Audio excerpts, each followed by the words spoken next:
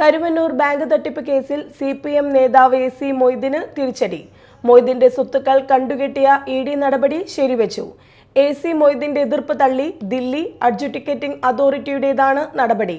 തൃശൂരിലെ CPM പ്രാദേശിക നേതാക്കൾ ഉൾപ്പെടെ കരുവന്നൂർ ബാങ്ക് തട്ടിപ്പ് കേസിൽ അന്വേഷണത്തിന്റെ പരിധിയിലാണ്.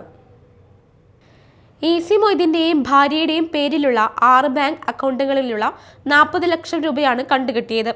എന്നാൽ ഭൂസ്വത്തുകൾ ഇപ്പോൾ കണ്ടുകെട്ടിയവയിൽ ഉൾപ്പെടുന്നില്ലെന്നാണ് റിപ്പോർട്ട്. തൃശൂരിലെ CPM പ്രാദേശിക നേതാക്കൾ ഉൾപ്പെടെ കരുവന്നൂർ ബാങ്ക് തട്ടിപ്പ് കേസിൽ അന്വേഷണത്തിന്റെ പരിധിയിലാണ്. AC മൊയ്തീൻ സ്വത്ത് വിശദാംശങ്ങൾ, ബാങ്ക് നിക്ഷേപക രേഖകൾ എന്നിവ പൂർണ്ണമായി ഹാജരാക്കണമെന്ന് ED ആവശ്യപ്പെട്ടിരുന്നു. നേരത്തെ ഹാജരായപ്പോൾ മുഴുവൻ രേഖകളും കൈമാറാൻ മൊയ്തീന് കഴിഞ്ഞിരുന്നില്ല. ഈ സാഹചര്യത്തിലായിരുന്നു മൊയ്തീന് നിർദ്ദേശം നൽകിയിരുന്നത്. കേസിൽ അന്വേഷണം നേരിടുന്ന ബാങ്ക് മുൻ മാനേജർ ബിജു കരീമിന്റെ ബന്ധു കൂടിയാണ് AC മൊയ്തീൻ. ഈ സാഹചര്യത്തിൽ ബാങ്കിൽ നിന്ന് ബനാമികൾ വ്യാജരേഖകൾ ഹാജരാക്കി ലോൺ നേടിയതിൽ AC മൊയ്തീന് പങ്കുണ്ടെന്നായിരുന്നു EDയുടെ അന്വേഷണം. Media time, Kochi.